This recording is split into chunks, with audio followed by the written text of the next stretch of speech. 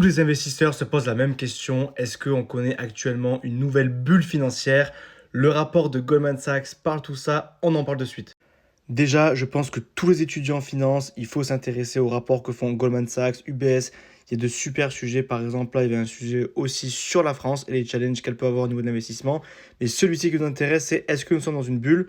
Je vous dis pas la réponse, il y a tout le rapport qui est là. Et déjà, c'est quoi la définition d'une bulle spéculative? C'est simple, c'est une hausse des prix qui est très rapide, ce qui amène à une valorisation poussée à l'extrême et donc avec un haut risque financier du fait des effets de levier. Ça, c'est la bulle spéculative. Goldman Sachs, son rapport vous dit voilà, c'est dans une bulle ou pas, mais voilà, c'était vraiment le concept qui était intéressant à comprendre. Et puis ensuite, il mettait, voilà, je mets plein d'images, il mettait beaucoup de photos sur les gros marchés, les tendances de marché, ceux qui étaient les leaders à leur époque. Et on voit que les marchés sont souvent changeants, qu'il y a souvent des innovations qui amènent des investisseurs, qui amènent des innovations disruptives, qui font totalement changer le marché, qui le font pousser à la hausse. Et là, on arrive à ces crises. Est-ce que l'IA, c'est la nouvelle crise qui amène cette nouvelle bulle? Le rapport vous dit la réponse. En tout cas, ce qui est sûr, c'est que chaque étudiant en finance, je pense, c'est intéressant de savoir lire et de s'informer de l'actualité, pas que sur des formats courts, mais aussi voilà, lire directement des rapports. Ça fait 20 pages, c'est vachement intéressant.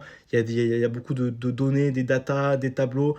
Donc, c'est assez intéressant. Et dites-moi vous en commentaire si vous l'avez lu et si vous pensez qu'on est dans une bulle spéculative.